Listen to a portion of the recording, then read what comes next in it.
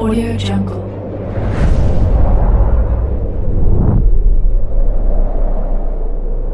Yo, balik lagi bersama Mimin di Manhwa TV. Kali ini kita akan lanjutkan pembahasan dari cerita My Unbeatable Passive Skill Let's Middle Massive Damage. Mimin infokan kembali bagi teman-teman yang ingin menonton video terbaru lebih cepat, silahkan bergabung menjadi member di channel ini dengan biaya 5.000 per bulannya. Jika tidak, teman-teman bisa bersabar lebih dulu selama 2-3 hari untuk menonton video tersebut. Tanpa berlama-lama, yuk kita masuk ke disclaimer dulu.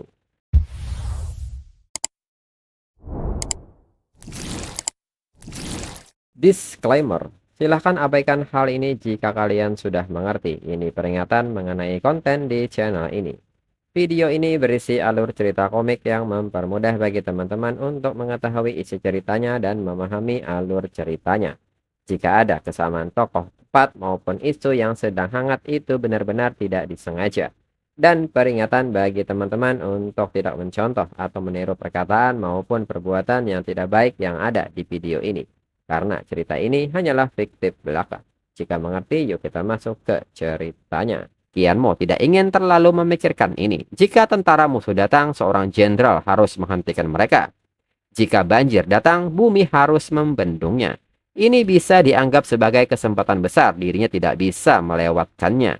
Lalu di sisi lain, di dalam sebuah gua, seseorang bertanya apa yang sedang terjadi, mengapa adik-adiknya tidak kembali, apakah mereka diculik oleh orang jahat. Lalu saat ini, di depan gua naga Jamrud, Qian Mo bersama yang lainnya tengah berkunjung ke sarang naga.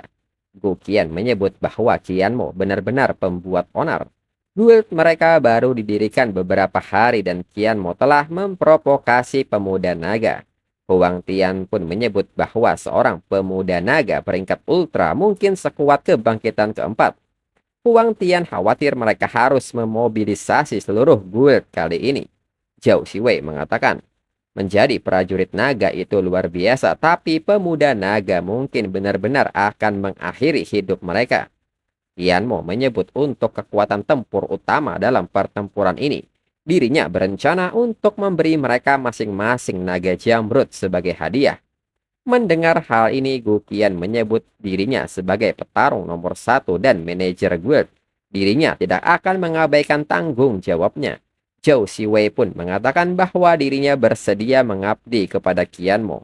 Dirinya tidak akan menyesalinya meskipun dirinya mati. Huang Tian juga menyebut bahwa dirinya akan selalu menjadi pendukung kuat Qian Mo. Jangankan pemuda naga, naga dewasa datang pun dirinya tidak akan takut.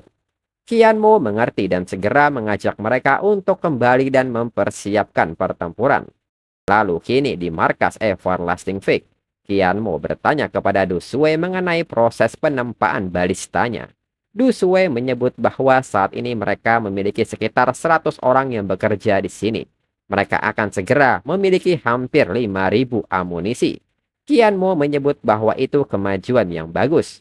Mereka akan berperang paling lambat besok. Qian Mo meminta Du Shui untuk menghasilkan sebanyak mungkin. Dirinya berencana untuk mengatur beberapa kelas tank untuk menjaga mereka. Pada saat itu, tim Du Shui tidak perlu khawatir tentang keselamatan. Dan tim Du Shui bisa fokus menembakkan amunisi. Du Shui pun meminta Qian Mo untuk tidak khawatir. Mereka punya banyak anak panah balista. Mereka pasti akan menembakkannya sepuas hati. Qian Mo meminta Du Shui untuk menyuruh beberapa orang mengeluarkan semua jenis bahan peledak yang berbeda di penyimpanan guild nanti. Dan letakkan di tembok kota terlebih dahulu. Ketika saatnya tiba, Qian Mo meminta Du Shui untuk tidak khawatir tentang membuang-buang sumber daya. Mereka tidak boleh ceroboh melawan pemuda naga. Pertarungan ini adalah titik krusial apakah Everlasting Fake akan mampu bangkit atau tidak. Bahkan jika mereka harus menggunakan semua sumber daya mereka, mereka harus mengalahkan naga Jamrud ini. Lalu tak berselang lama mereka pun mendengar sebuah auman yang sangat keras. Dengan cepat Qian Mo naik ke atas benteng kota dan melihat bahwa seekor naga besar sedang mengarah ke markas Everlasting. Qian Mo menyebut bahwa akhirnya dia di sini dan notifikasi menunjukkan bahwa dia adalah Emerald Dragon dengan bentuk naga muda dengan 500.000 health point. Emerald Dragon pun bertanya apakah mereka yang menculik saudara-saudaranya. Mendengar hal ini, Huang Tian segera bergegas pergi ke tembok kota dan Huang Tian tidak menyangka bahwa naga itu benar-benar bisa berbicara. Gu Qian pun bertanya apakah level atribut naga itu mirip dengan kebangkitan level 65. Dirinya bisa merasakan tekanan aura yang mengerikan bahkan dari jarak sejauh ini. Ini sangat kuat. Kemudian Qian Mo menanggapi Emerald Dragon dan menyebut bahwa menggunakan kata diculik ini agak terlalu ekstrim. Mereka semua rela bergabung dengan guildnya. Emerald Dragon menyebut ini lelucon. Mereka adalah suku naga peringkat tinggi. Bagaimana mungkin bagi mereka untuk bergabung dengan guild lemah ini atas kemauan mereka sendiri? Anak-anak yang menyedihkan ini pasti telah ditipu oleh pidato berbunga-bunga Qian Mo. Qian Mo menyebut jika Emerald Dragon tidak percaya kepada dirinya, Emerald Dragon dapat mengikuti dirinya dan pergi ke perkemahan mereka untuk melihatnya. Namun di saat pembicaraan berlangsung, tiba-tiba sebuah serangan terlepas dan mengenai Emerald Dragon. Qian Mo seketika bertanya apa yang sedang penjaga lakukan. Penjaga pun meminta maaf, dirinya terlalu gugup. Akibat serangan ini, Emerald Dragon pun menjadi marah dan menyebut mereka sebagai manusia terkutuk dan melepaskan napas naganya hingga menghancurkan salah satu pos penjaga. Qian Mo bertindak cepat dan mengevakuasi penjaga yang berada di sana. Qian Mo mengatakan bahwa pembicaraan damai sudah berakhir. Karena itu Qian Mo meminta semua anggota untuk bersiap bertarung. Gu Qian yang sudah berada di posisi pun mengatakan bahwa dirinya ingin merasakan kekuatan dari naga muda ini. Dan seketika Gu Qian melepaskan serangannya. Hingga Emerald Dragon dihujani beberapa peluru Gu Qian. Anggota yang lain pun menyebut bahwa Gu Qian berhasil memukulnya. Gu Qian memang luar biasa. Seperti yang diharapkan dari kebangkitan ketiga, petarung nomor 1 di Everlasting Fake. Gu Qian yang mendengar hal ini berusaha untuk tenang dan tidak sombong. Namun tak perlu waktu lama Emerald Dragon memberikan serangan balasan pada Gu Qian. Emerald Dragon pun bertanya apakah penyergapan adalah satu-satunya hal yang bisa manusia tercela lakukan. Qian Mo segera melompat menuju Gu Qian dan bertanya apakah Gu Qian baik-baik saja. Gu Qian menyebut bahwa dirinya baik-baik saja serta meminta Qian Mo untuk ingat menghadiahinya sebuah naga. Qian Mo pun meminta Qiuling untuk mengumpulkan semua tank dan bersiaplah untuk pertahanan. Segera Qiuling meminta semua tim untuk melepaskan pertahanan terkuatnya dan lindungi rekan satu tim di sisinya. Dan kembali Emerald Dragon datang dan melepaskan napas naganya ke arah Qiuling dan tim. Namun serangan ini berhasil ditahan oleh Qiuling beserta tim. Melihat sebuah kesempatan, Qian Mo meminta semua orang untuk menyerang. Dengan cepat anggota tim Everlasting Pack melepaskan serangan beserta dengan peluru balista. Dan Qian Mo sendiri juga tidak tinggal diam dan melepaskan skill Lightning Strike hingga serangan sambaran petir ini sangat berdampak kepada Emerald Dragon. Hingga membuat Emerald Dragon jatuh. Gu Qian yang melihat hal ini menilai bahkan skill seorang penyihir memiliki damage yang tinggi. Qian Mo benar-benar tidak normal. Sepertinya dirinya harus lebih sopan pada Qian Mo di masa depan. Begitu dia naik level beberapa kali lagi, dirinya bahkan tidak berani berbicara terlalu keras di depannya. Lalu Qian Mo mengatakan bahwa hanya sedikit kerusakan ini tidak cukup untuk melukai makhluk yang memiliki kekuatan kebangkitan keempat. Segera Qian Mo meminta semua orang untuk menyerangnya menggunakan serangan terkuat mereka masing-masing. Dan dengan cepat Huang Tian maju melepaskan serangan terbaiknya. Dan ini diikuti oleh Li Menghuo dan Ruoxi. Hingga Emerald Dragon tidak sanggup untuk terbang lagi. Huang Tian pun mengatakan bahwa makhluk kebangkitan keempat ini terlalu menakutkan. Dia sangat tahan terhadap serangan. Zhao Xiwei pun membenarkan hal itu dan ini sudah berlangsung cukup lama. Li Menghuo pun mengatakan untungnya mereka terus-menerus mengisi kembali pohon dunia. Mereka akhirnya mengalahkannya. Kemudian Qian Mo melepaskan sebuah skill Ice Blast ke arah Emerald Dragon hingga membekukannya. Serta mengatakan kepadanya, jika Emerald Dragon bersedia berkomunikasi dengan baik-baik sejak awal, Emerald Dragon tidak akan berada dalam keadaan seperti ini. Namun tiba-tiba Emerald Dragon melepaskan napas naganya ke arah Qian Mo. Serta mengatakan bahwa dirinya tidak perlu berkomunikasi dengan manusia. Qianmo seketika memberikan tatapan membunuhnya dan mengatakan bahwa sepertinya Emerald Dragon benar-benar ingin mati. Dan seketika Qianmo bersiap memenggal kepala Emerald Dragon. Namun di saat itu kawanan naga jamrud pun datang, berdiri di depan Emerald Dragon. Qianmo yang memperhatikan naga ini bertanya apakah naga jamrud ingin dirinya melepaskannya. Emerald Dragon pun memanggil naga ini dengan nama Damao, serta meminta Damao untuk tidak perlu memohon kepadanya. Damao seketika berbalik serta menjelaskan.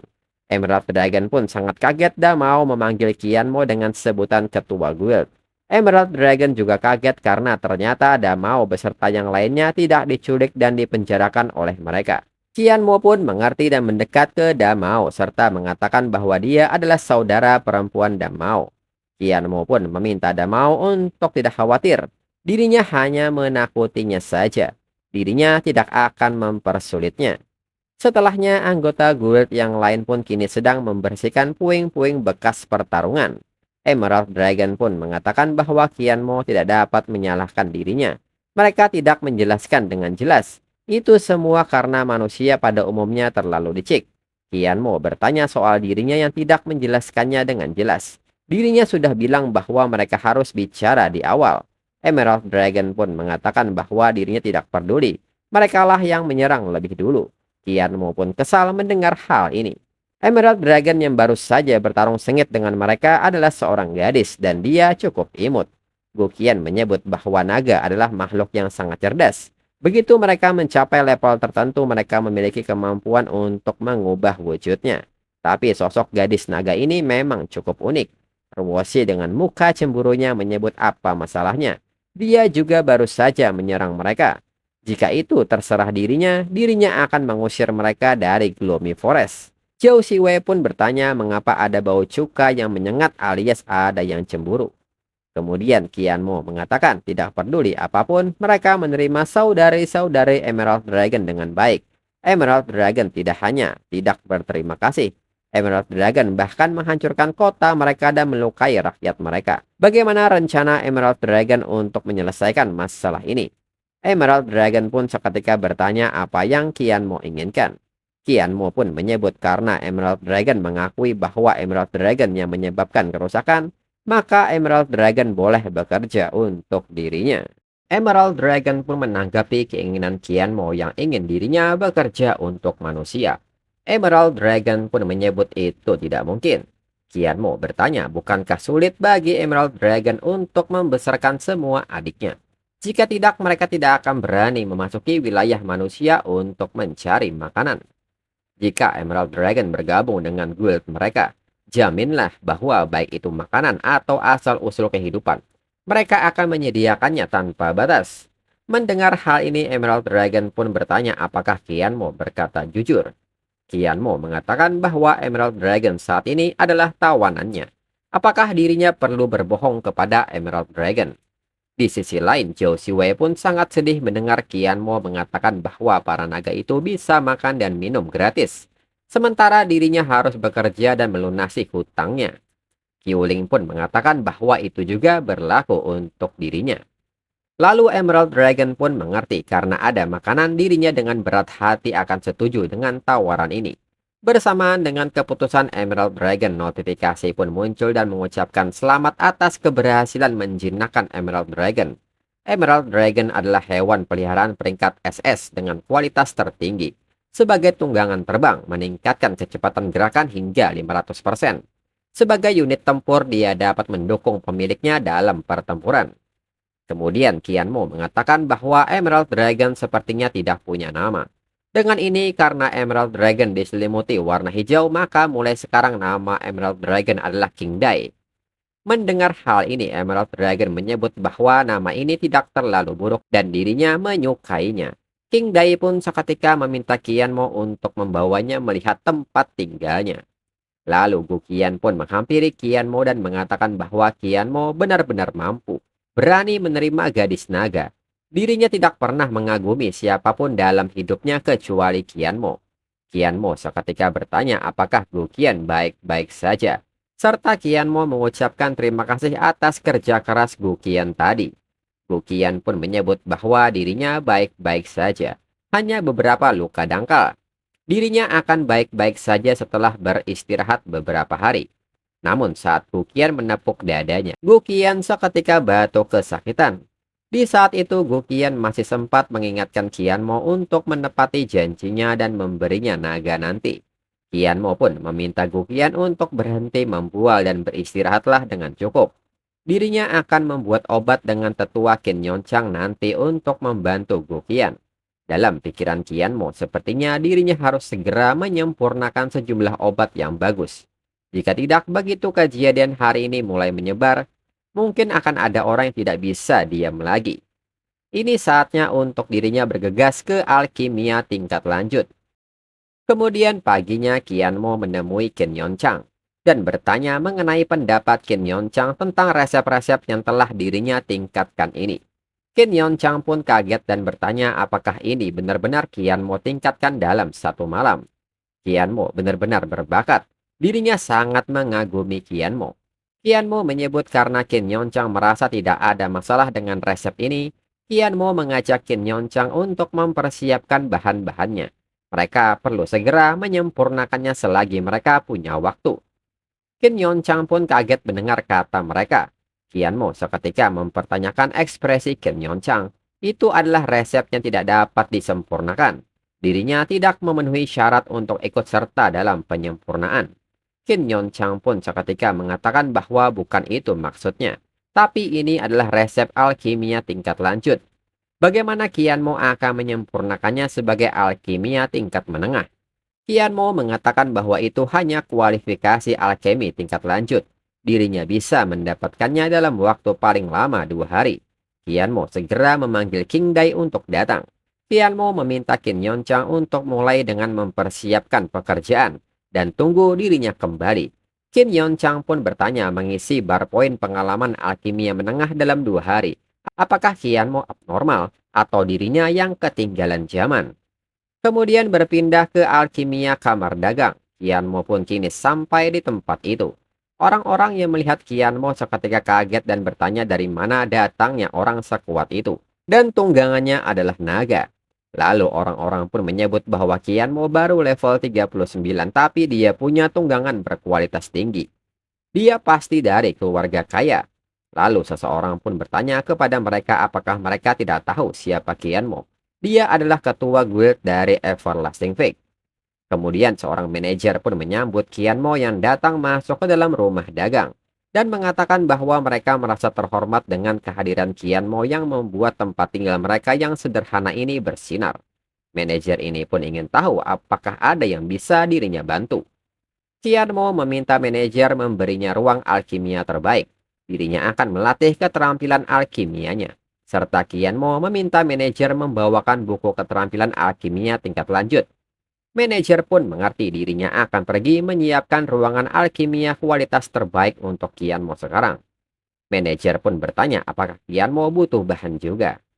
Lalu manajer pun mengatakan bahwa biaya untuk ruang alkimia kualitas terbaik adalah 1.000 koin emas per hari. Tetapi karena Qian Mo adalah VIP mereka, manajer ini pun menyebut namanya sebagai Heian yang akan menanggung biayanya. Anggap saja itu bentuk penghormatan kepada orang tua. Qian Mo seketika meletakkan sekantong emas dan menyebut bahwa ini adalah 2.500 koin emas. Qian Mo pun mengajaknya untuk melakukan hal-hal dengan cara bisnis yang tepat, serta persiapkan hal-hal yang dirinya inginkan. Lalu orang-orang yang melihat hal ini bertanya-tanya apa yang terjadi selanjutnya. Qian Mo menginginkan buku keterampilan alkimia tingkat lanjut.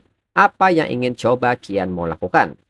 Seseorang bertanya apakah Qian Mo mencoba untuk menjadi seorang alkemis. Tapi seorang pagran seperti Qian Mo harus tetap mulai berlatih dari alkimia dasar. Orang lain pun bertanya apakah dia tidak tahu. Qian Mo sudah menjadi alkimia menengah sejak lama. Lalu Heian pun berkunjung ke asosiasi profesi kota Spirit Moon dan memberitahu Deng Yuan bahwa Qian Mo menyewa ruang alkimia berkualitas tinggi di tempatnya kemarin. Katanya dia sedang terburu-buru menjadi alkemis tingkat lanjut. Deng Yuan pun kaget mendengarnya. Qian Mo sudah menjadi pandai besi tingkat lanjut, sekarang dia juga sedang terburu-buru untuk menjadi alkemis tingkat lanjut. Sebelumnya dirinya mendengar bahwa Qian Mo ingin menggabungkan asosiasi pandai besi dan asosiasi profesi. Dirinya tidak berpikir Qianmo serius. Tetapi sepertinya Qianmo benar-benar berencana untuk melakukannya. Jika Qianmo menjadi master alkimia, maka menyatukan dua asosiasi hanya masalah waktu. Berdasarkan hubungannya dengan Jiang Wenliang, dirinya khawatir asosiasi profesi mereka akan ditekan oleh mereka. Heian pun seketika bertanya apa yang harus mereka lakukan. Apakah mungkin dirinya bisa mengutak-atik materialnya? Deng Yuan pun menyebut Heian bodoh dan bertanya apakah Heian berani bermain-main dengannya. Apakah Heian tidak melihat apa yang terjadi pada Zhou-Yan? Heian pun seketika bertanya pendapat Deng Yuan untuk hal ini. Apa yang harus mereka lakukan? Deng Yuan pun menyebut jika Qianmo benar-benar menjadi seorang alkemis tingkat tinggi hari ini, maka gandakan jumlah pembantu dari masing-masing profesi yang mereka kirim kepada Everlasting Fig. Asosiasi Kota Spirit Moon akan membayar gaji mereka dan juga mengirimkan sejumlah bahan. Mendengar hal ini, Heian pun menyebut bukankah itu investasi yang terlalu besar. Itu terlalu merugikan bagi mereka. Deng Yuan pun bertanya maksud Heian soal tidak menguntungkan ini. Untuk seorang jenius seperti Qianmo, dia akan mengubah kedudukan negara Xia dengan sangat cepat. Jika Heian tidak berinvestasi sekarang, apakah Heian ingin mengirimnya ke pihak asosiasi pandai besi? Heian pun mengerti dirinya akan memberitahu bawahannya sekarang juga.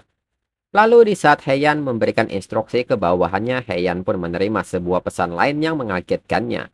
Deng Yuan yang memperhatikan hal ini bertanya apa yang terjadi. Apakah ada kabar terbaru dari bawahannya? Heian pun menyebut bahwa dalam waktu kurang dari 2 hari, Qianmo telah meningkatkan alkimianya ke tingkat lanjut.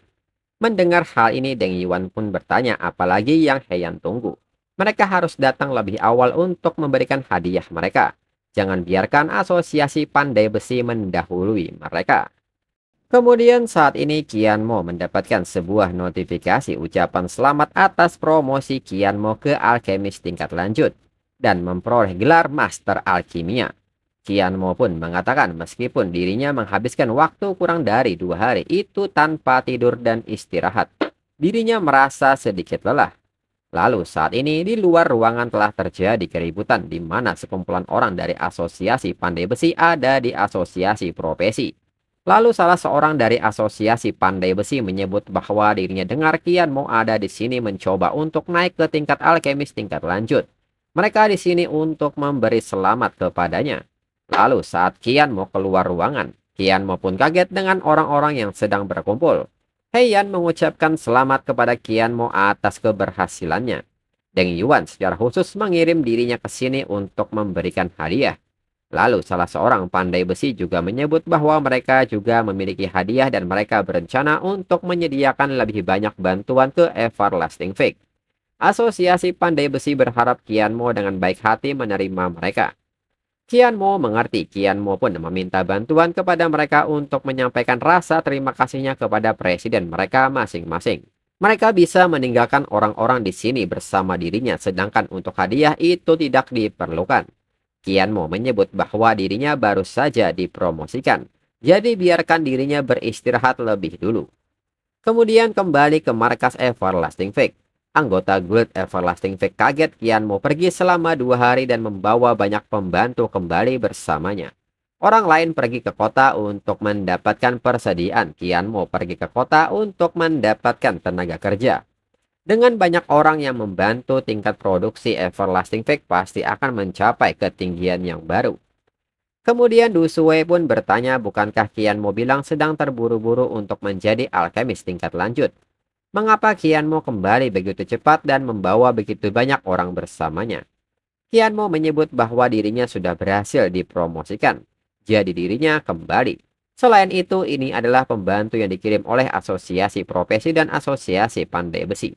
Du Shui bisa mengaturnya untuk mereka. Dirinya perlu menemui Ken Yongchang untuk mendiskusikan beberapa hal.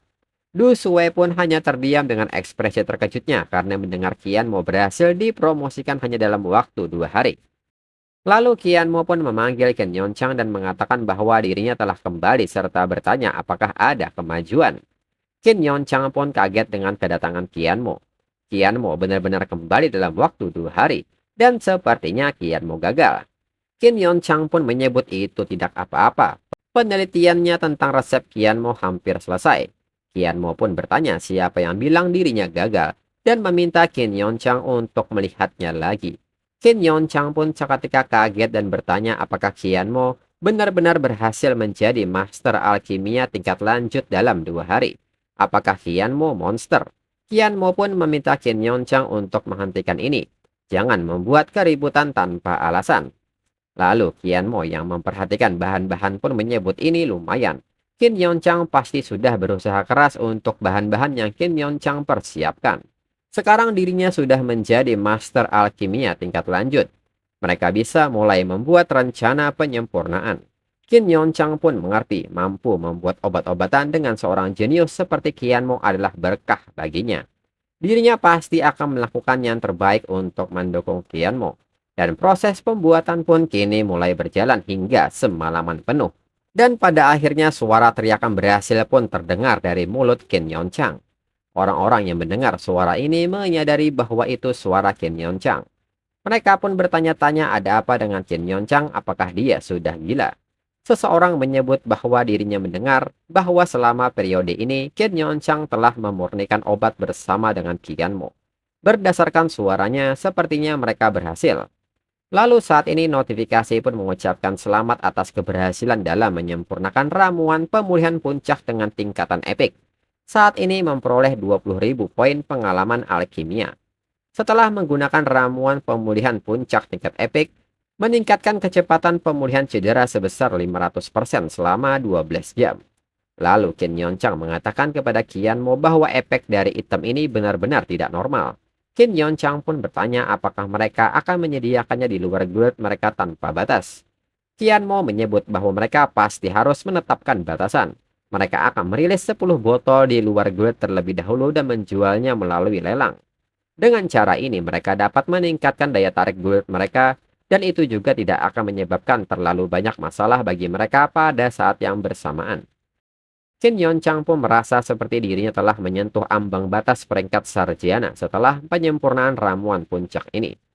Qianmo menyebut bahwa dirinya akan memberi Qin Yonchang cuti beberapa hari. Qianmo meminta Qin Yonchang pergi dan dapatkan kualifikasi tingkat sarjana. Banyak hal yang harus bergantung pada Qin Yonchang nanti. Begitu guild mencapai level 4, dirinya harus meninggalkan benua apokalips untuk sementara. Qin Yonchang pun kaget dan bertanya apa yang ingin Qianmo lakukan.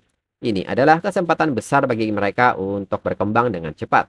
Everlasting Fig tidak akan bisa melakukannya tanpa Qianmo. Qianmo pun mengatakan bahwa ini akan menjadi kompetisi Universitas Negeri Xia mereka segera.